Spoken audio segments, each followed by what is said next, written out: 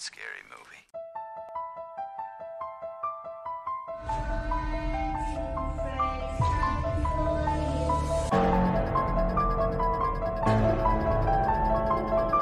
Well, sometimes that is better. I am the devil, and I am here to do the devil's work.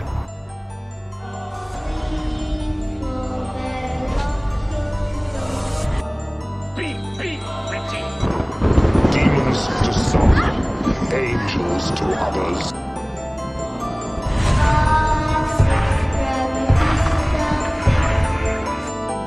Do you want to play a game? Here's Johnny!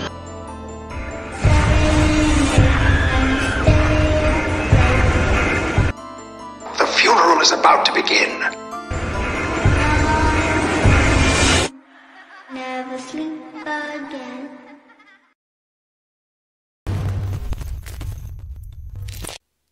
All right, Elmers, welcome back to another edition of the 13th Elm podcast. I'm here with Rob and Bill, as always. Say hi, guys. What's going on, guys? Hey, yo. Yeah, so we're together here to discuss 1988's Pumpkinhead.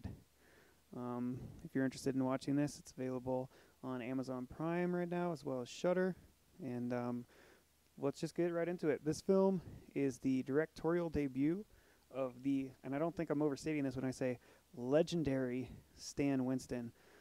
Stan is a 2-time Emmy winner, 4-time Academy Award winner, obviously for his works in makeup and visual effects. I mean, he's won his awards for his contributions to Aliens, Terminator 2, Jurassic Park.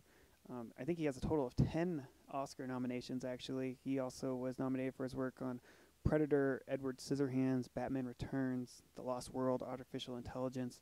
And what's even crazier to me is what he wasn't nominated for. I mean, this guy has done everything. He did The Thing, Dead and Buried, which I know we all watched together not too long ago, Monster Squad, Interview with a Vampire, Iron Man. I could do this for many minutes, and you would be amazed at what else he's done. The special effects in this film are fantastic, and yet the kills are kind of disappointing. We'll get into it. Yeah, we'll get I into can that. agree with that. I would. I actually have a lot on all of that. So we'll get jumped in on that here shortly.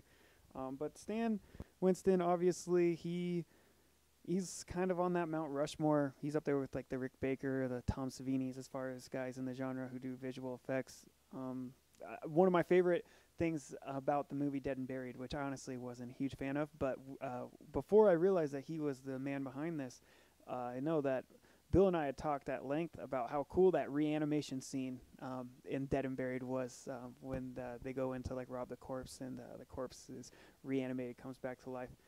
And that was, I believe, 1981, 82. Is kind of ahead of its time. There was a really I love that scene, and I loved several scenes from Interview with a Vampire and. It's classic. Yeah, I mean, this guy is, excuse my pun, absolute monster. You know what I mean? He's so good. Yeah, and then there's other talent in this in form of the cast. You got Lance Henriksen. We know him as Bishop from the Alien franchise. Yeah.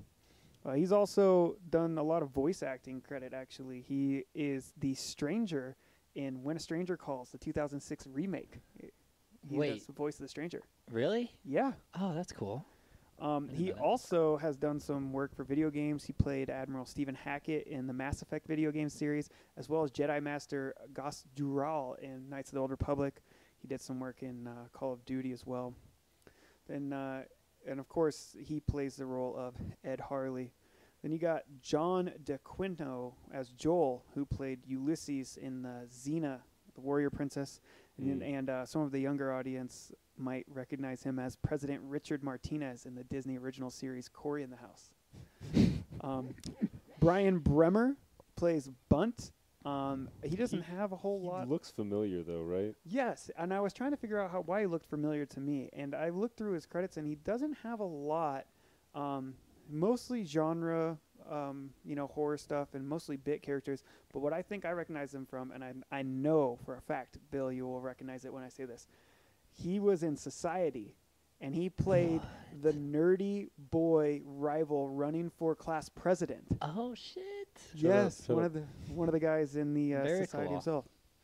That's awesome. I don't know if you guys had looked into any of the credits or what all about this film you spoiled for yourselves, but another character, very briefly, she's on screen. She plays one of Mr. Wallace's daughters, was none other than Miem Bialik, who is Blossom. She also is in The Big Bang Theory, which I don't watch and I don't know who she plays, but this is Blossom's first feature film credit. I don't know if you guys noticed her. She's like 11 years No. old. Did not. I did not either. And another one I know that you will recognize, and both of you should recognize because he's actually been in a ton of films. Done a lot of work with John Carpenter. He usually plays like a drunk or some sort of homeless vagrant. He's also a writer, a producer. He does some like stunt coordination and stuff. It is one Buck Flower. Oh, yeah, Mr. Wallace. Mr. Wallace. Buck Flower, I know you will recognize him from Tammy and the T-Rex. He plays one of the cops. Oh, Merle, yeah, and yeah, he's yeah, also the janitor in Sorority Babes at the Slime Ball Bolorama. He's also in Back to the Future. He plays Red the Drunk in both Part 1 and Part 2. Okay. And this guy has traveled. I mean, he's, as for all intents and purposes, another legend, even though he plays small parts. What a name, Buck Flowers. George Buck Flower, That is often cool. credited as Buck Flower. That is very cool. What about the kid, Billy? Matthew. You know, I couldn't Hurley? find much on him, but he looked he looked super familiar, too. He looked like every kid from like every movie in the late '90s, right? He's yeah, like, and he kind of looks like the little kid in Haunting of Hill House too. yep. A little bit. And I know Dennis it's not the obviously Menace. it's not him. And he also kind of looks like this kid, whatever, from the Little Rascals. Oh yeah, Doesn't yeah. he? Yeah. Froggy. Froggy, yeah, Yeah. but Little Rascals came out like, I don't know, 6 years after this, and that kid was only like 6 or 7 at Oh, the time. yeah. So it's Yeah. clearly not the same kid. Let me just continue with the cast for another moment. I'm sorry to keep going on, but this is maybe that's a stretch. This is studded with a recognizable talent. Has recognizable talent. Let me tell you something that may or may not blow your mind. Do Anybody it. a fan of Gremlins? Oh yeah. Yeah, I haven't seen it in a long time though. Okay, so credit Mushroom plays Gypsy, the dog. who is also Barney, a.k.a. In- Woof Woof, Okay. in Gremlins. I read that actually. Yeah, I saw So I thought all of that was really fun. Yeah, that's actually. cool. There's a lot in this film, and it's not surprising when you think about the fact that Stan Winston at this time, I mean, he's been everywhere and done everything. He had already won Academy Awards for Aliens at this point in time in his career. Obviously, he had firsthand in bringing on Lance Henriksen. And he had known a lot of people in the industry. So I'm not surprised that some of these names are at least recognizable to people who watch these types of films. I'm going to jump into a little bit of the plot synopsis, and then, I'm going to open this up for discussion. Sorry to ramble, but I kind of have a lot to say about this film. Spoiler alert, I enjoyed it. So the film opens in the past, 1957. We're in a young Ed Harley's family cabin, and a man... this man was unnamed, but a quick little fun fact. It was played by Dick Warlock. And if you guys remember Dick Warlock, he was in Halloween 3, Season of the Witch.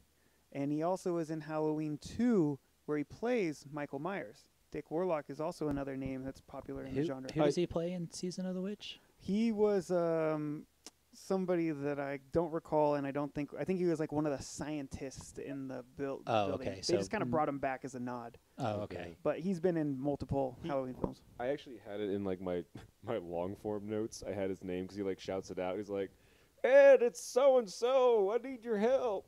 Does he have his name? Yeah. Or you might just say his first name, but yeah, I like threw out like half of these notes because it was just nonsense. Fair enough. So the man, he comes to the family's cabin, and he's knocking in. He needs help. He needs to be let in, and Ed's father, Tom, refuses to allow him in. He actually threatens to shoot him. He gets a long barrel shotgun, and he says, "I'm going to shoot you if you don't leave me and my kin alone. Get out of here." And he does. And watching through the window, young Ed sees this man killed by what appears to be some sort of demonic monster. Xenomorph. Yeah, and we'll get into that, obviously. I mean, Big time. big xenomorph feels in Vibes. this Oh one. yeah. So fast forward to the present, Ed Harley is now a widower and owns a small store in the country. He lives in the country with his young son, Billy. Ed leaves Billy one day alone at the store while he runs an errand, and a group of teenage campers stop by Harley's and end up mortally injuring Billy in a motorcycle accident. One teen stays behind with Billy until Ed's return, and the rest of the group actually flees the scene to hide in the nearby cabin that they were ultimately on their way to. At the cabin, the group of young friends argue about whether or not to call the police. Joel, who is the teen who personally struck Billy on his dirt bike leading to his injury, is apparently on probation for a similar incident and suggests that they do not contact the authorities. He actually goes so far as to disconnect the phone and knock out one of his friends and lock him and another girl in a closet to stop them from doing so. Very tumultuous group of friends there. Distraught Ed comes back and finds Billy. He's obviously heartbroken, and he decides to seek the counsel of a local hag. She's kind of like a local legend. He goes out to her place and offers all of his personal items of value, and she says necromancy is not within her powers. But Ed, he has another suggestion. He wants revenge. And the crone agrees to help him, but warns that there's a high price to pay with, rituals of vengeance. She suggests to Ed that he goes to the old graveyard in the pumpkin patch and dig up a grave and return back to her with the contents from the grave so she can prepare the ritual. The witch then cuts his and his son's palms, using his blood and his son's blood to resurrect the corpse, which reanimates into the monster named Pumpkinhead. So I'm going to kind of leave the plot synopsis off there. We'll cover some of the major points going forward, but I want to open this up for discussion. Obviously, this movie has great costumes, some fun but underwhelming kills, as we alluded to. And I honestly thought the acting was above average for what would probably be considered a B movie. What do you guys think? Yeah, no, I think that's a fair synopsis of it, man. The acting is pretty good for what's going on. Like, I don't know, it's a good movie. I like this movie. The special effects, obviously, everything was spent on the creature. I don't know, like there's a couple of kills, but a lot of it's just kind of like bloody bodies, right? Yeah, lots of off-screen violence. Which is disappointing. But you have a great monster, and that makes up for it. So points for that. I don't know. What about you, Bill? What'd you like? I really enjoyed this. I went into it expecting to not really like it, which might have led me to like it more. I had no reason to go into it with that mindset, but for whatever reason I did. But I liked it a lot. I'm a sucker for this whole kind of setting, the whole backwoods country thing. I really like. I love the music, the costumes, the accents, just It's your childhood, right? everything.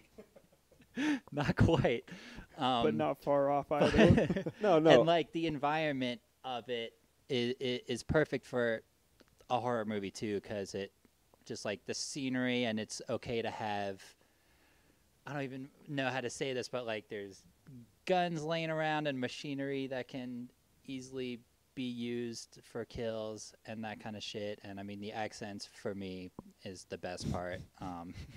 There were some good and surprisingly believable accents in this movie, actually. Yeah, Yes. no, I would say like you said, I thought the acting for like an 80s kind of B horror was actually Above was average. pretty good. Yeah. So Well, I mean, you got Mia Biak and I can't say her name, and Buck Flower in here. What'd you expect? Yeah. I mean, you Yeah, got some right? good chops.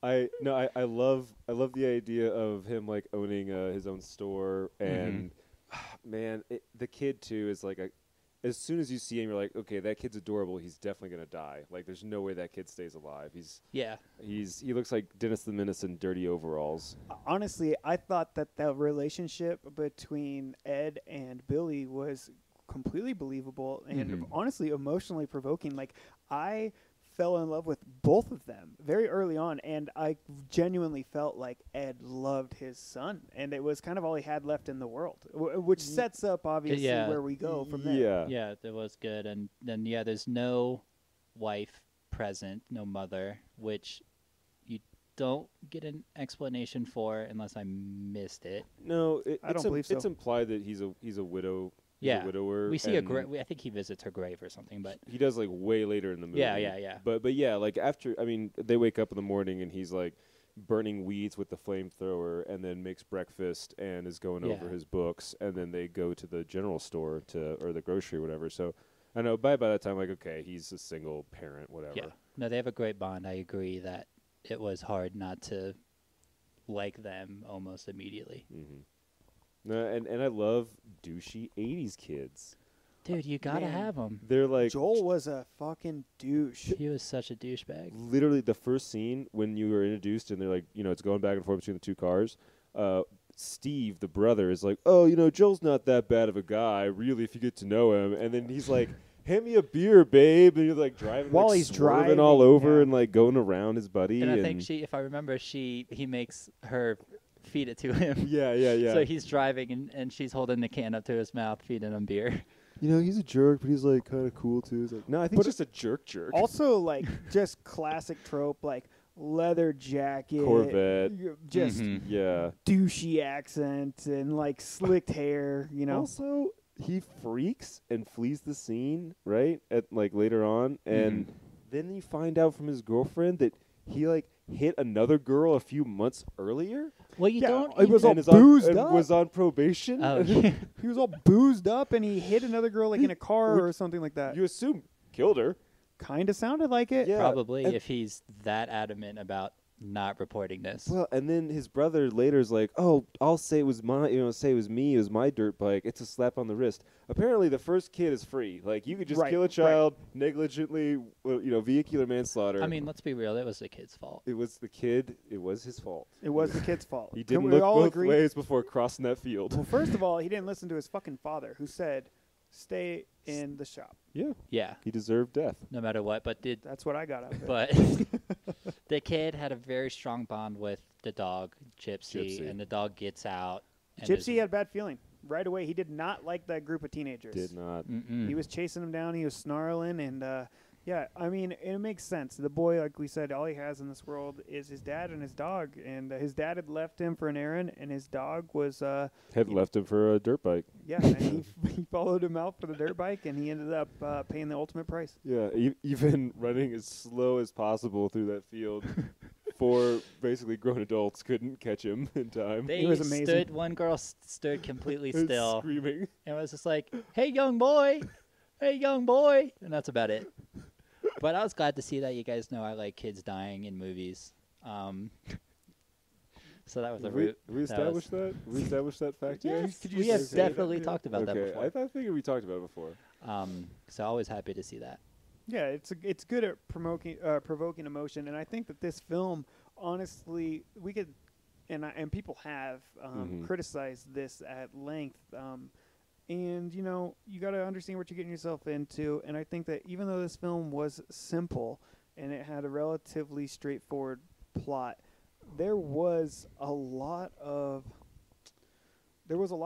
emotion from the acting that not only was displayed on screen, but also I felt in myself, and there was a lot of parable and a lot of imagery in here that while it was simple and nothing unique to this film, it was powerful. I mean, the old adage, it's like the humans are the real monster. Well, I mean, that kind of plays into this film, and it's kind of like the main vehicle, because, I mean, the kids who, like the young group of teenagers who ended up mortally injuring Billy, I mean, they kind of reacted in a way that you can relate to. I mean, Joel is a douchebag and tries to flee and be an absolute shithead about it, but the brother Stacy's like, no, we got to talk to the dad, and then, you got everybody caught in between. The girlfriends are kind of conflicted. They do have the conversations about whether or not they need to call the ambulance or the authorities. And I mean, this is 1988. They're in the country. They don't have cell phones. Okay, I don't know, because doesn't one of them like rip the phone line out in the That's grocery Joel. store? Joel does at the That's cabin. Joel at the Okay, cabin. Joel, but I know Joel does that. But I thought someone went into the grocery store right after the kid gets injured. There's no phone. There's no phone in there. Oh, though. is that they looking for a phone? Yeah, they There's were. no phone. Okay. They were looking for a phone. Got it. And, you know, obviously Joel's a douchebag, and as we've established, and he's the perp in this situation, and he has priors. Right. So it is not completely out of the realm of emotional possibility that he is trying to avoid, you know, copping to his crime. But the rest of the group, I mean, while they're kind of indistinguishable, because many of them don't stay around in the film long, as we'll talk about, I don't know, I feel like they acted in a way that shithead 18-year-old kids would act. Like, I mean, I can't really say that it was completely preposterous the way that they behaved. But more so, I think that, you know, talking about the people becoming the monsters, you can really sense the pain and the loss and kind of the regret from Ed. Lance Henriksen does a great job in this role. I think that he stood out head and shoulders above the rest of the field. Oh, his like weird guilt shared remote viewing fugue states that he gets. All of that because, well, I mean, let's go into it. He goes, you know, he's saddened, and obviously he's completely distraught from the tragedy of losing his son. So he goes, as we mentioned earlier, to see the hag who has the ability to give men who have been wronged some vengeance or their comeuppance. And her name, as we learned, was Haggis, which was a great name for her. Haggis. Yeah, but then she's a swamp witch. Love me some swamp witch. Oh, absolutely. That whole setting, her whole cabin was awesome. It was like something out of like a Disney theme park, like for real. Like she was had considerably more sinister, in my opinion. No. Pirates of the Caribbean is pretty sinister already. Agree to disagree. I'm just saying, like she's got the carved alabaster chalice, a bunch of red-kneed tarantulas crawling around on it. Dude pays his 30 pieces of silver. Yeah. And then they do the blood ritual and stuff. But she appears like this, but she is a witch, and she doesn't actually want to help him. She wants to tempt him with something that she knows he wants, so that then he will pay a price later for it. Oh, and she makes him beg for it. Oh, yeah. Classic witch Say trope. it. Say it, Harley. And, you know, I want to talk about her accent because she was It's great. great. She was her awesome. makeup was great, but she had Okay. major. Tell me if you guys get this. Herbert the pervert vibes. Like she sounded like the character from Family Guy. Ed Hartley, come sit on my lap. She was a little more actually her accent wasn't bad. She was a little more believable country than but I do get what you're saying with the Herbert kind of feels. She also looked way creepier from the side. When you got a full frontal view of her, she looked like a goblin. Like I don't know, like she wasn't as scary. But most of that scene was shot very well. Like you said, Right the at her side view face. was great. It was dark enough that she looked spooky, and it wasn't silly that it was just like completely dark in there. Well, I think the cinematography in this scene specifically, and through the whole movie, was honestly a cut above what we would expect in B movies. I mean, this had painted the backdrop of being very rural, very gothic. There's an isolated aesthetic that you get from all of the fog and the moonlight and the dusk shots.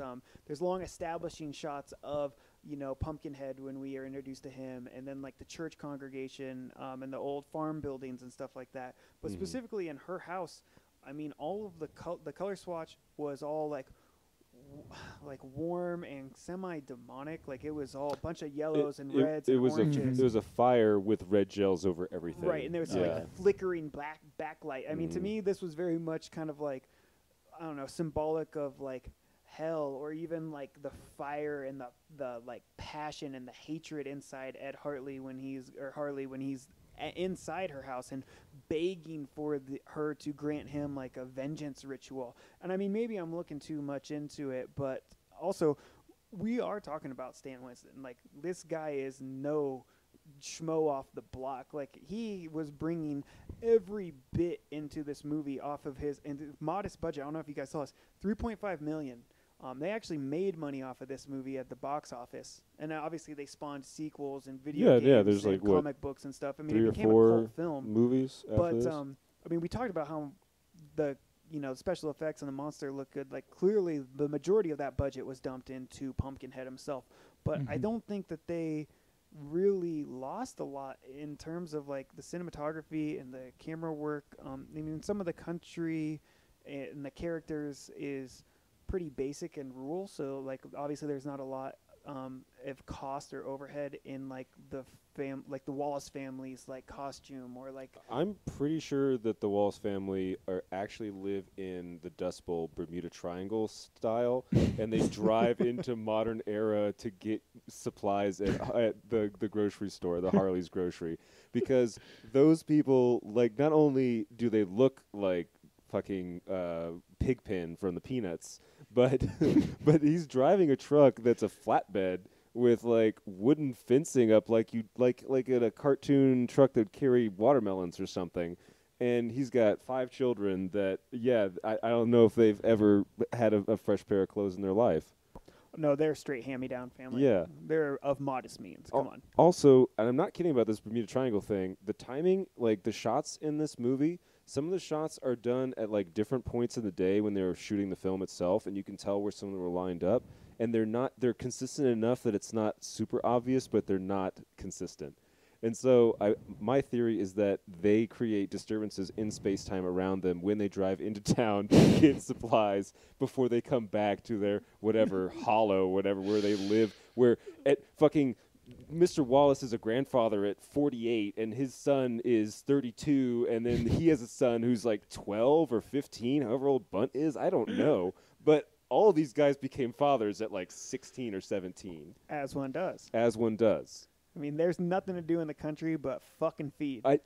They go to the Wallace commune in the Bermuda Triangle, and people are like weaving blankets on looms and like chasing a stick or a hoop with a stick and like it's I know it's rural, but it's like the 80s. It's right? also like 1988. It's like right? they like don't have running water or electricity. like well, the WPA didn't electrify this section of the valley. I've been to some areas in West West Virginia Virginia that look like that and have people like that in this day and age. Right. So that was a pretty believable family to me. Like it looked like Grapes of Wrath. It looked insane. I didn't question it for a minute. Well, maybe that's just me. Okay. The movie was working its magic, but I was all on board. I love this movie, and this is me being nitpicky, and we're watching the movie to analyze and all that. And this is something that doesn't bother me in movies, but I see and I notice a lot is these times, like the time frame thing.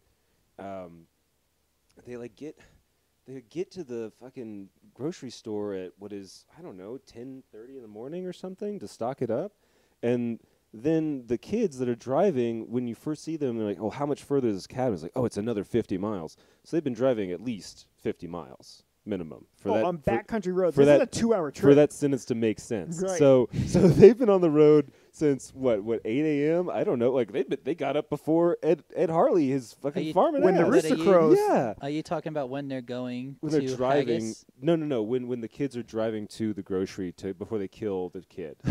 Yeah.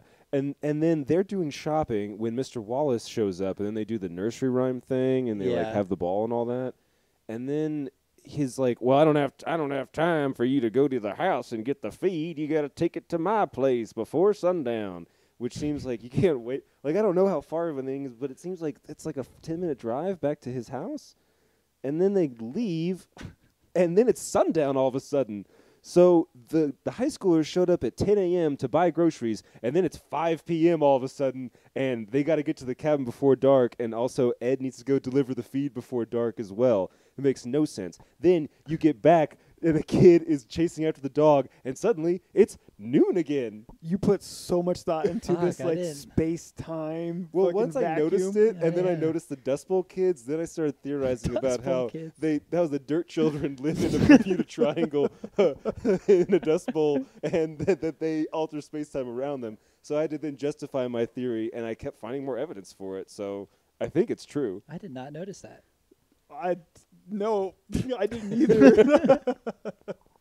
Yeah, I mean, you're making a lot of good points. I know. Fair enough.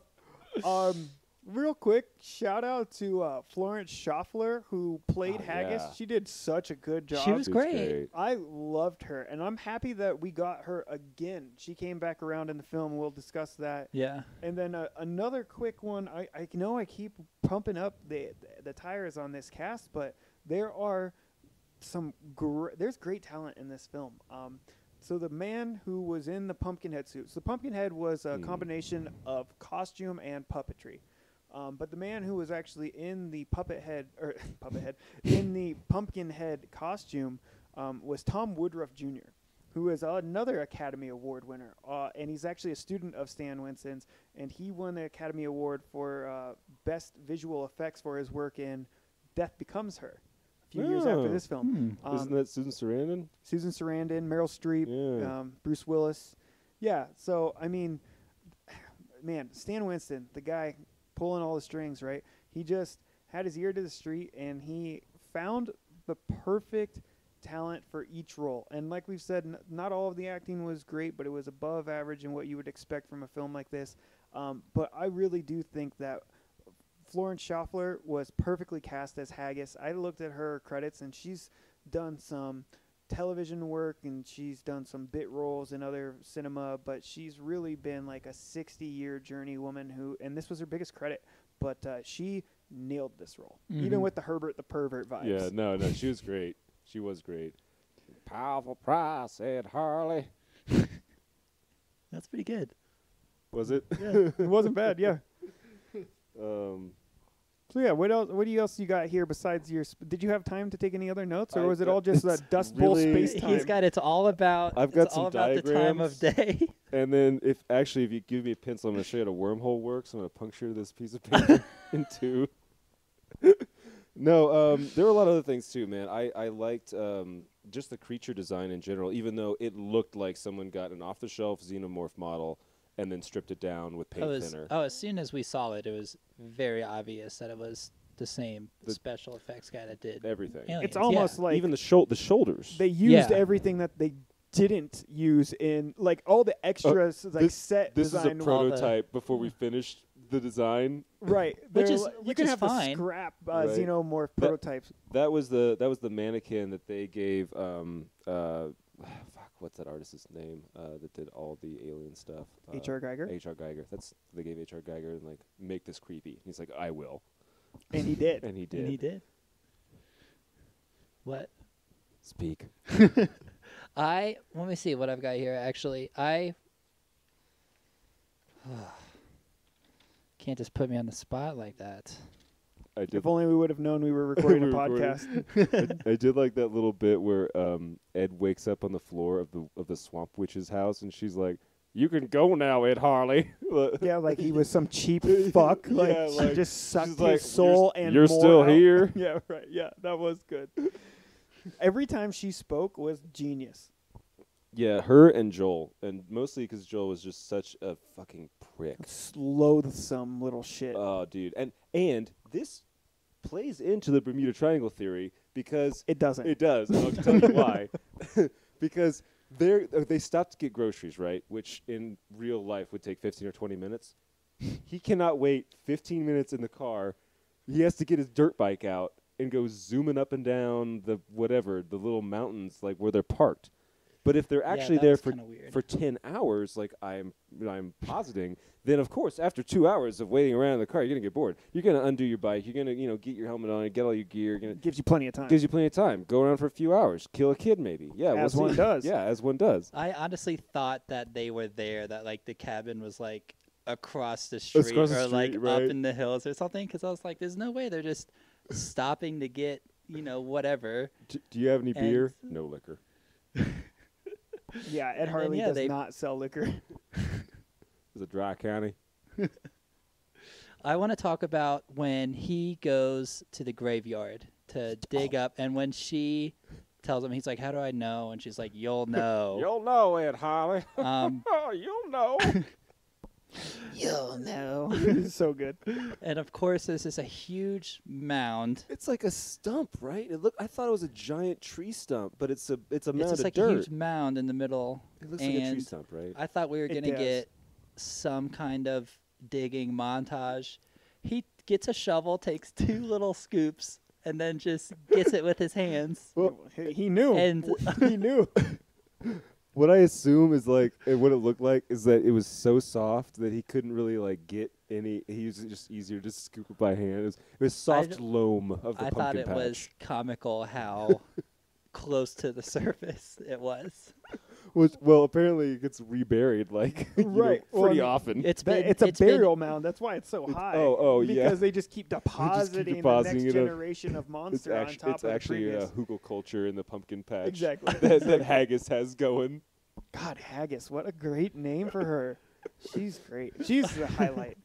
I don't know if she's the highlight, but she's definitely highlight, I said. highlight. I said a highlight, okay, yeah, yeah. I agree. So I think it sounds like we did like this movie, and I'm happy. I was did. apprehensive to, I thought that I would get robbed with this one just because I know of the alien fandom and some of the creature feature stuff, but I was curious if you would like this film, Bill, and it sounds like you did. I really did. I think it really was the setting that really put it over the top. Like, I'm imagining it in any other, like, more suburban or, like, taking place anywhere else, and I don't think it would have had that charm. I really love that backcountry shit. It's great. Yeah. Could use some better kills, though, for sure. I did like getting impaled with the With shotgun. the gun. That was pretty good. great. I wanted the monster to shoot him so bad Yes. because I thought that shit would have been so funny if it just picked up the gun and shot him. But the Pumpkinhead was not a funny monster. No. So Pretty fucking He was serious. strong as shit. I Yeah. thought part of maybe me going into it not thinking I was going to enjoy it was I thought it was going to be some goofy actual head of a pumpkin type of shit. Right, that's what it And sounds it was, like. yeah, and it was going to be really dumb, but I was definitely pleasantly surprised. Second theory. Uh-oh. The only reason this movie is called Pumpkinhead and it takes place in a pumpkin patch is to That tie is it, the only reason right is to there. tie it into Pigpen, Halloween. the Great Pumpkin. No. Is this a No, Halloween fucking version It's of like, Charlie Brown? It's literally it's a way to tie it into Halloween theme. So when people hear it, they're like, "Oh, it's a horror movie." Where they didn't even need to add in the pumpkin patch. Like they could have just had the monster and called him anything else, and it would have been the same movie. And a lesser mind might have done that, but Stan Winston knew what he was doing. I'm telling you, he pulled everything out of this movie that you could. He was actually originally consulted just to do the special effects on what was going to be a pretty small independent film. And after reading the script, he said that he really fancied it and he wanted this to be his debutante film in a directing effort. So he actually approached the studio and said, I'd like to direct this if you don't have anybody in mind yet. And they turned it over to him. They weren't able to give him too much more of a budget, but Stan Winston brought a lot of himself into this movie, and I don't think there's any question in our minds after having this conversation that without that, this movie could have easily been a miss. There was a lot of potential for a miss here, and it was better than it should have been by all accounts, in my opinion. I actually really like the lore, and usually the lore in these kind of movies is dumb. It's something that's just exists as exposition to justify. An afterthought. Yeah, exactly. But the idea that Pumpkinhead is a demon specifically for vengeance, and that there are demons for other like mortal sins of men that can be, I don't know, conjured up into space. Are they all in that pumpkin patch, you think? I don't think so. I was wondering about this too, and I think that because of the Wallace family Bermuda Triangle, that the vengeance waypoint or ley line or whatever lies in. Where are they supposed to be? Like they're probably in California, but where are they set in? I was waiting for a reveal, and I looked, and I did not see anything. So I don't know if it was ever specified. So literally anywhere from Texas to Appalachia, probably. Yeah, probably. Yeah, that's like a good bet. It's like, Yeah. You know, Yeah, I mean, just going off of the accents, it does definitely appear to be somewhere in the South, but I can't recall specifically where their location was or if it was mentioned. Yeah, they didn't sound specifically Texan, but they could be. It could be Texas, or it could be like Arkansas or Missouri or some shit. I don't know. It doesn't matter. The shared state that Ed has with Pumpkinhead, like as Pumpkinhead is like attacking people. Yeah. And not anything particularly unique or well done, but like it's a good vehicle for what it is. Yeah. Every time the Pumpkinhead is inflicted any kind of pain, it's kind of on Ed as well. True. Which is what makes him return to Yeah, Haggis. they're definitely like connected through like that blood ritual and the reanimation, the summoning of him. There's definitely something that connects them because they share visions and pain and other things. She constantly says it has to run its course like a fever or something. Yeah, do not interfere with this. Anybody who interferes with this will then become a victim. Pay the ultimate price. Right. Yeah. And everybody in the town knows that too, which is why when it's around, they're like, you're not fucking coming in here. I did like that where they finally get from the road to wherever this town is, which is, I guess, like 4 houses that are all 20 feet apart from each other. And knocking on windows, and everyone in their, curlers was like looking through the blinds, like, whoa, no. Yeah, they're just at the dinner table, and 2 people are screaming for their lives to be saved. Yeah, I mean, I guess that's how it's got to be rural because nobody would want to live there, and the ones who do know how to play by the rules because this is something that's been going on for generations. I mean, like we said, Ed Harley's family, when Ed Harley was a young boy in the 50s, he saw this occurring in his father's cabin.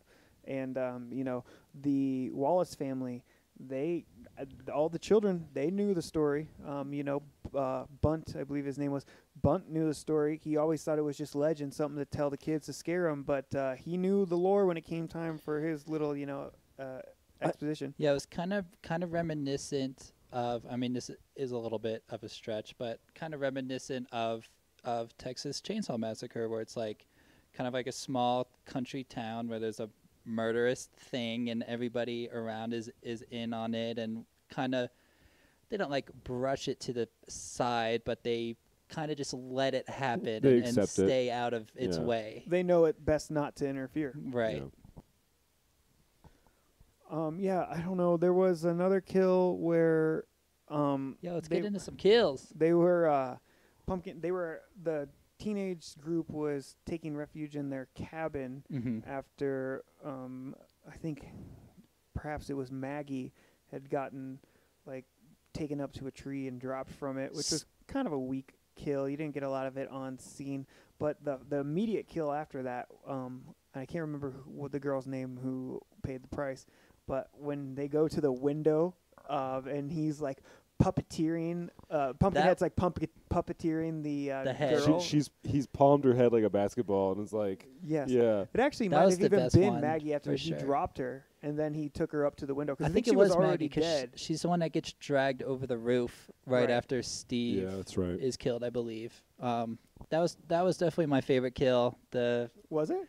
Yeah. I don't know. I get Actually, the nod to the shotgun. Yeah, fuck, The I forgot about that one. impalement was good. But I did like the kind of the taunting, like seeing your Oh, dead friend.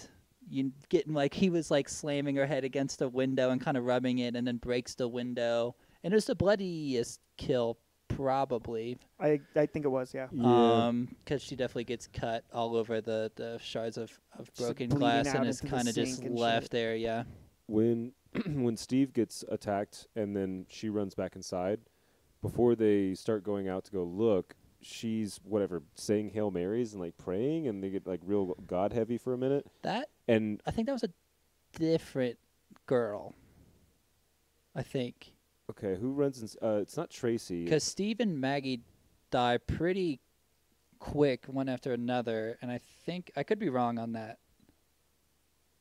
But there was, the Jesus freak one. Okay, maybe they both die, and then It might have been. and then a girl runs out, and then she Yeah. like runs back in because she sees one of the bodies. Yeah. And, Well, she sees the thing too. She's like, "It's the devil." It's and they're like, "I don't think it's the it's devil."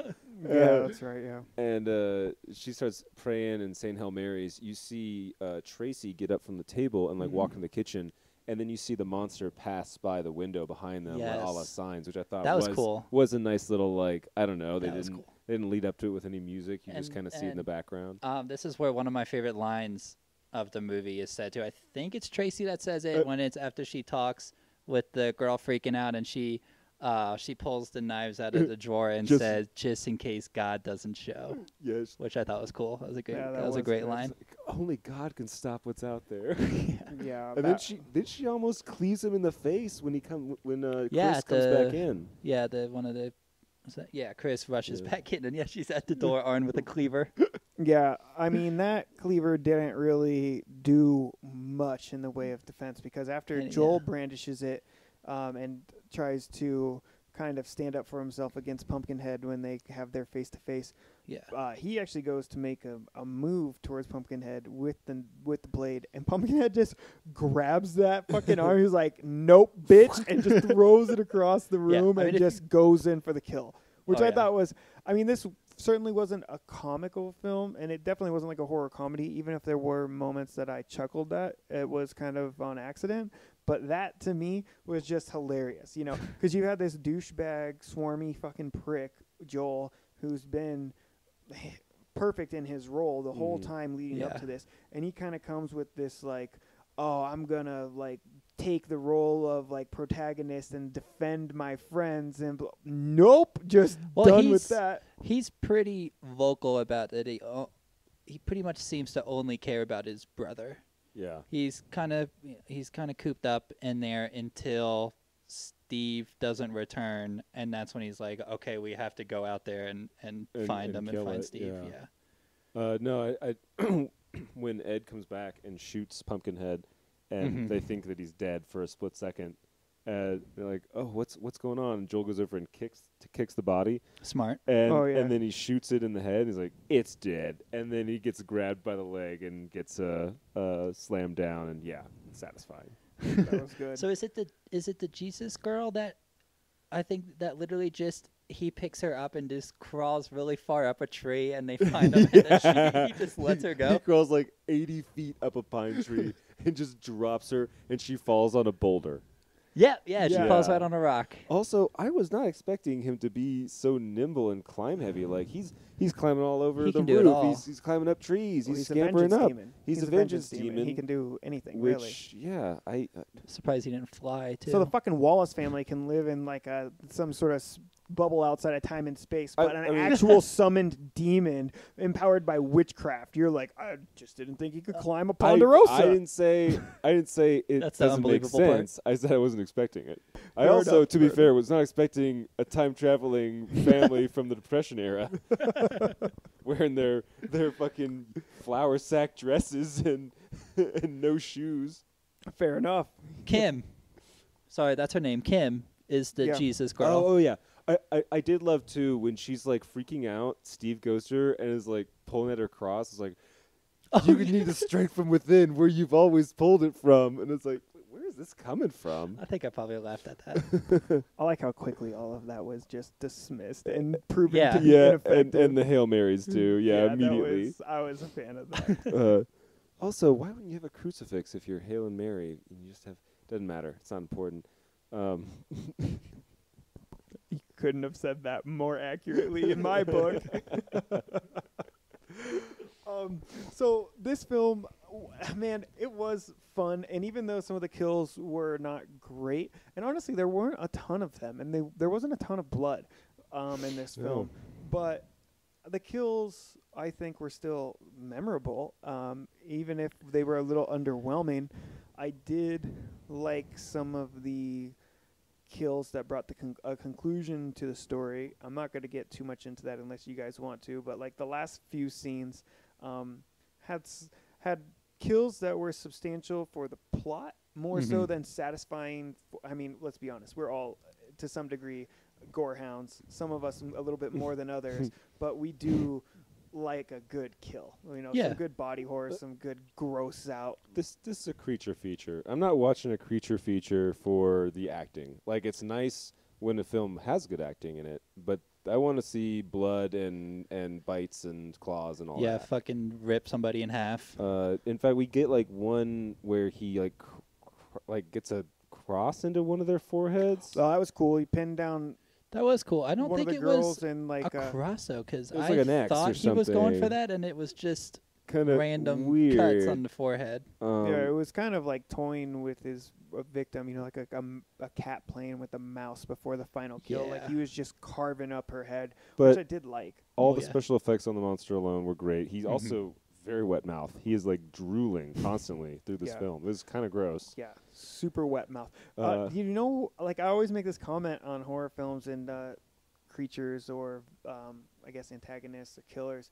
Dude, a wet mouth is really off-putting. It So is. like the newest version of It, Pennywise has the wettest, sloppiest fucking mouth, and it's honestly probably the grossest part of those movies to me is how just sopping wet his fucking mouth is. Part of that is that he's literally like trying to eat the whole time, right? Yeah, he's got Yeah, that, he's literally- salivating. He's literally trying to eat children. that famished sewer mouth. Yeah, You know? because he hasn't eaten in 27 years, so he's like he's got sewer mouth It does make sense. I prefer a wet mouth to a dirty mouth. or a dry Which- mouth. And So I like bring a cat's tongue is never what you want to feel in your No. embrace. and I only bring that up because I made a little like and dislike thing, and I couldn't think of a lot of things I disliked about this, to be honest. But the one, Man, I'm really surprised. I love that you liked this movie. I was questioning whether or not you would my like it. one dislike is Billy's dirty mouth, and it was he just had like a ring of dirt around his mouth that was there the whole. I mean, he wasn't in the film that long, He's in it but for like 20 minutes. I was like, thank God he's fucking Is that something dead. that you were reprimanded for growing up? Bill, your dirty little mouth. Is that Just something that in the whole brought back memories. West Virginia The backwoods? Tri-County area. Yeah, this is something This- that stuck with you from your childhood. My It really dirty did. mouth. The fact that the redneck kid's name was Billy really kind of brought me back Well, you've to told when I me got hit by a dirt bike. many times that you and your father operated a grocery store. Yes. That is true. I remember you telling us Uh, that. Yes, that to- did not sell liquor. Two things. One is that I didn't realize that Coke bottle glasses was that offensive of an insult. Like, it's not a nice thing to say, but the kid's like, what, They were 6 years old? They were like, "Damn, Yeah, you know, Joel, he's like, come on, It was Joel. like a really That- bad slur that he just let took loose or that something. too far." Yeah. And then and I even wrote in my notes before that happened. I was like, super cute kid didn't submit his Coke bottle glasses. You did not use that verbiage, did you? Exactly You what- said it's Coke. exactly you said, what I you said. wrote down Jesus Coke bottle Christ. glasses before Yeah. he told him Before, yes. Rob. that. Yeah, right. Ugh. What is it? Oh, That's is that not fucked up okay? that you'd even think Come of that. on. It's just a kid. We can edit that out. and then two, you said that Winston also did Jurassic Park, right? Yeah. Yes. Is Tracy not dressed exactly like Dr. Statler from Jurassic Park? Dude, I'll tell you something about Tracy right now. Was she the She's a smoke the show. beautiful one? Yes. She was a straight smoke show. And She was gorgeous. who is it Laura Dern? Who Mm-hmm. played- Laura yeah. Dern, yeah. Yep. Well, peas in a pod. Peach shirt, vest, khaki pants. Yeah. What else do you She's need? got a camera. Also, bring your triangle point. One of God. those kids had never heard of a camera before. What is that thing? It's a camera, stupid. Yeah, that is true. I said I Isn't said it. insane? I said it before and I said it again. That did not seem They that didn't know unreasonable to what me. a camera was? Bro, you'd be surprised. That is Especially surprising. since we're assuming that this occurred Smartphone? in the 80s. Sure, okay, smartphone, whatever. Well, it's the Camera? 80s. Cameras have been around since the 1880s. Not to them. Because they come from a different time-space continuum. No, they're just backcountry, man. You know, they're That's just how it they're is. just country folk. You know, never seen a camera before. Don't ever wear shoes. They understood the dirt bike, though. They understood dirt bike because they. Well, no, they didn't, because one of them ran right in fucking front of it. Dirt biking is cool, though. I did like that little aspect of it. There wasn't a lot of it. Super 80s too, like So Yeah. 80s. How many motorcycle dirt bike movies were in the jumping 80s? and Come like on. twisting Oh, your yeah. tire around, you know, while you're It's jumping. awesome. and- Can It is cans, cool. Knack Is knacks. that Nick? Sure. Oh yeah. Are you really into motocross too? No, I was really into Motocross, the Disney original movie. If you guys remember, that was fucking I don't badass. didn't know it existed. It's about a young girl who wants to be a motocross I competitor, have and seen- they I know don't of this. allow her to because she's not a boy, so she poses up. But she does like the Yentl, but on a motorbike. But on a motorbike. It's the same Right, fucking yeah. movie as Mulan. honestly, yeah, yes. but I was thinking of the one, I don't remember what it's called, Bend It Like Beckham? Is that the one where she dresses up like a boy I to think be it's on the... Gracie.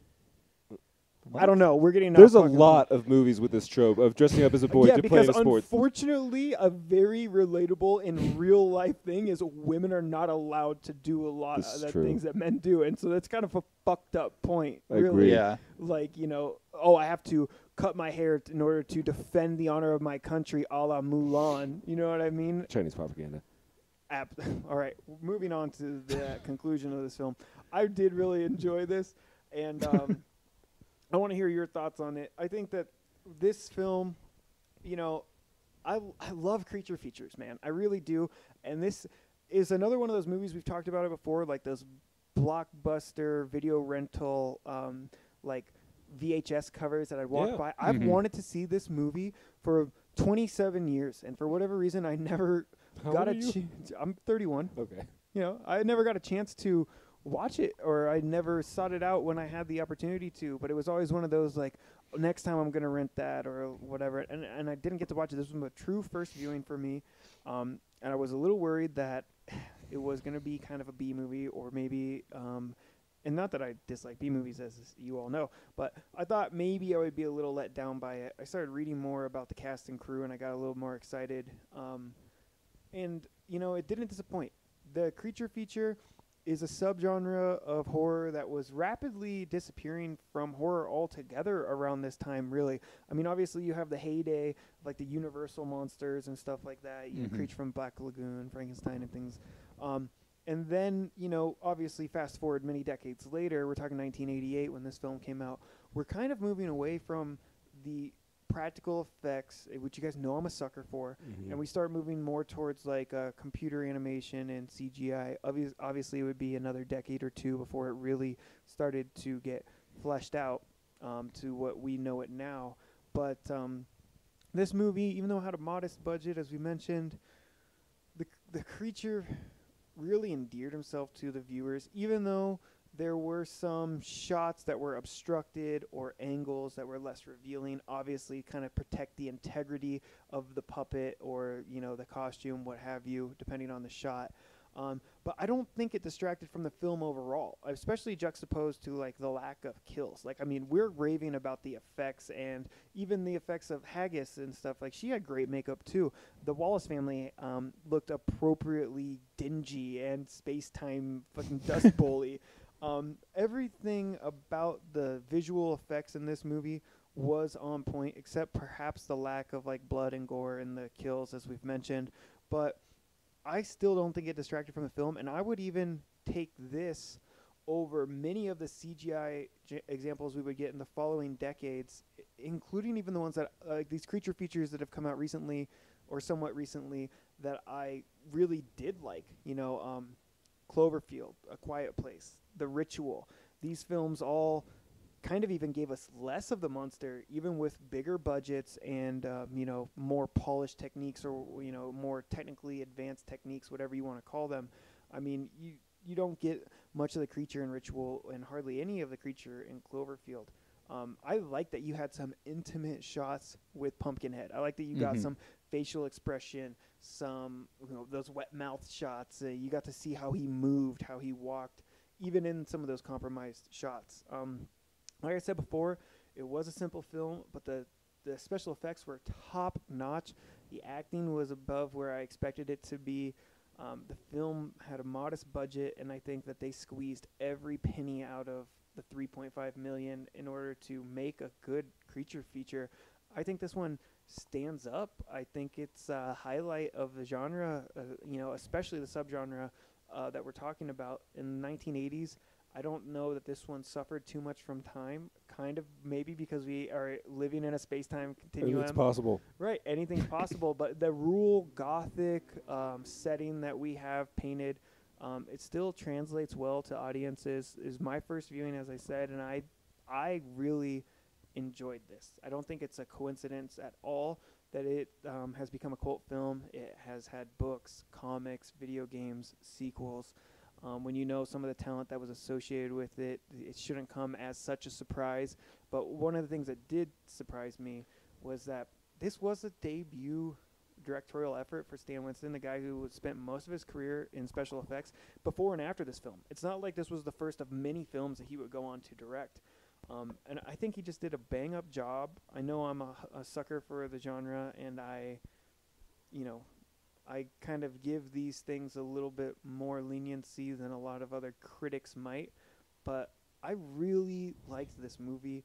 I really miss these types of films and these cool creatures. And another thing is, like, it did have its own independent lore, and it was like a completely new monster. You know, it was something that didn't exist before Pumpkinhead, and it doesn't exist outside of Pumpkinhead. And to me, that's just wonderful. I love this. It could have been better in ways. I'd give it a 70. 70 out of 100. This was firm 7 out of 10. Really enjoyed this movie. What do you guys think? Right on. Yeah, I can't say a whole lot that you haven't said already, but yeah, I mean, the man has 6 total director credits, and this was like the first one, which is extremely impressive. Like I said, I went into it for whatever reason not thinking I was going to enjoy it, which probably did lead me to enjoy it more. But I mean, the setting really did a lot for me. And you talked about this scene already, and I'm glad you did, and I want to touch on it just a little more, just because I made specific notes about how much I liked it. In my opinion, the best scene in the whole film is the scene right after Billy dies. Is the fear and the terror and like the panicking that everybody is doing felt so real. I teared up a little bit. I know that's not saying a lot, but that scene just really just like struck a nerve for some reason. I do think that is the best acted and the best scene in the whole thing. But yeah, like you said, Haggis was great.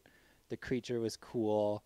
If we got more gory on-screen kills, this would have put it, I don't even know where, but I was thinking I'm going to give it a 74.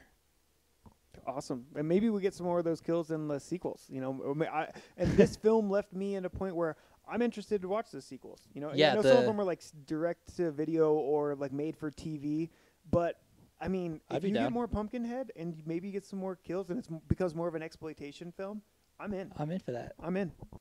No, I actually was going to say that exact thing, was that this series makes me want to see at least the sequel. Maybe not 3, 4, 5, 6, 7, 8, 9, 10, but I'm interested. Yeah, I'd like to see where they go. Great film. Definitely some stuff that good film. Some stuff that holds it from being great. The kills, we've already talked about that. The score wasn't very memorable either. It was kind of like twangy backcountry stuff, and then a lot of there was some fun twangy stuff at the beginning, and that was mostly it. Cicada noises for when the monster shows up. Totally. And I don't think it needed it at all, and it doesn't do anything for me personally. But a great 80s kill should have some nudity too, and there wasn't really any nudity in this film, which was surprising, because you'd think with the time frame and as a monster flick and who it is, I don't know. That honestly, it's kind of a great point, and to counter that, I didn't even notice. It doesn't need it at all. I didn't notice. I'm going to take off 50 points for there not being any nudity. It would be weird if you. If you guys want to see, Ed Harley naked. I mean, I understand. I love that. He's a very hard-looking man. He's got a hog. Yeah, totally. But mostly the kills are the biggest letdown for me, and that's not saying much because it was a good film. It was a really good film, actually. I don't know. Yeah, probably like a 6 out of 10.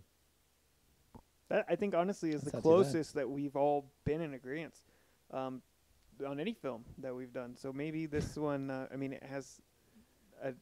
it had a lot to offer, and I think it offered a lot of different things while still being, I don't know, a relatively straightforward, not too complicated plot, not too complicated characters.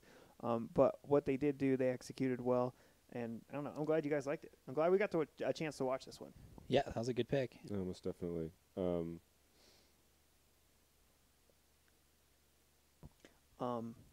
There was something I had, and I fucking lost it. Something I think you were about to talk about the time. Something about the time. Maybe like a space time. The space-time continuum. No. Like you were saying, like the fear when everything goes down, when the kid dies. Also, when they get back to the cabin, they're like, "What the fuck is going? Like, what is Joel doing? He's like locked our friends in the closet." And I think at one point Steve's like, "Okay, so we'll just kidnap and go to Mexico, right? Like that's what we're gonna do." Like them kind of logically playing out like what they're gonna do, and eventually he's gonna have to give up. Yeah. So yeah, a lot of this was, I mean, for a horror movie, believable. Yeah, the dynamic between the friends was very believable. I do love character development, and there wasn't really any of that except Nope. for talking about Joel's prior, which is barely any development except for just more ways that he's an asshole. Yeah. I think just a lot piece of those characters as NPCs were kind of expendable. Like they didn't spend Yeah. a lot of time getting you emotionally connected to them, because I don't think that the provocation was intended through their suffering or Right. dispensing them. Like a lot of the emotion was drawn from Ed. It's all about Ed. He's The whole clearly the movie. protagonist in the film. Yeah. He drives the whole thing. Not only does he set up like the inciting incident, but he also is the character that I think we relate to most, because he has, first of all, he's the most well acted, but obviously he goes through a gamut of, loss, pain, suffering, and then regret, and then remorse, and then his own fear of his own mortality. And there's a point in the film where he goes to the Wallaces, kind of replays that first scene. He's like, "We gotta help him. He's gonna kill everybody." And they're like, "Well, Ed Harley, Get away from my can. shouldn't have done that. There's a price to pay when summoning a And I vengeance did- Powerful demon." prize. And I did like, I don't think we touched on it, that scene where the last remaining couple is trying to get into the house was almost shot for shot of the opening scene. It was It's true. which I enjoyed. That it was kind of full circle in that Yep. sense. 30 years later. Yeah. Kind of thing. Yeah. This was a good one. I'm happy you guys watched it. You got anything else to say before we wrap this one up tonight? No. I think I think Good. that about does it. wrapped up tight. Yep. All right. Well, again, thanks to all the listener.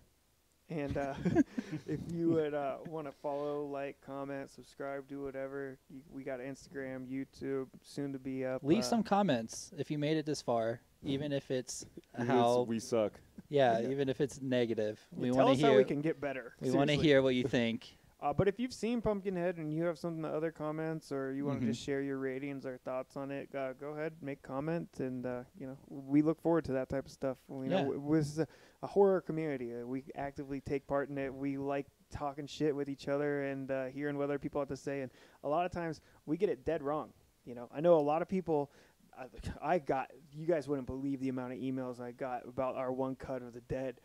People were just beside themselves that we all hated it. Like, How I many bet. emails did you get? Exactly zero. Exactly zero.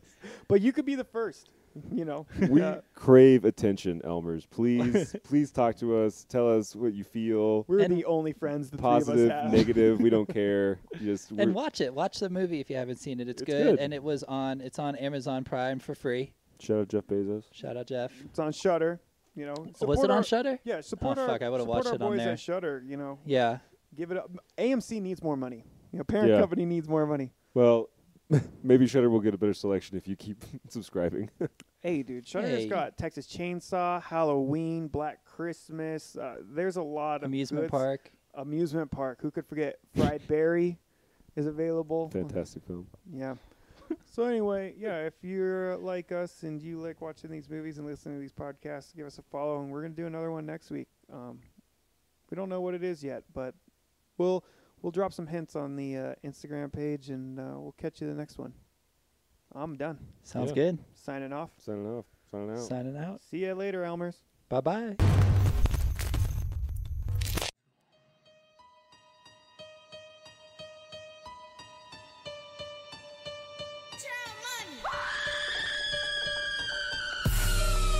Yeah, pull up with us, watch 2 films. Come on, watch 2 films. If you scared, don't come over here. 13th Elm.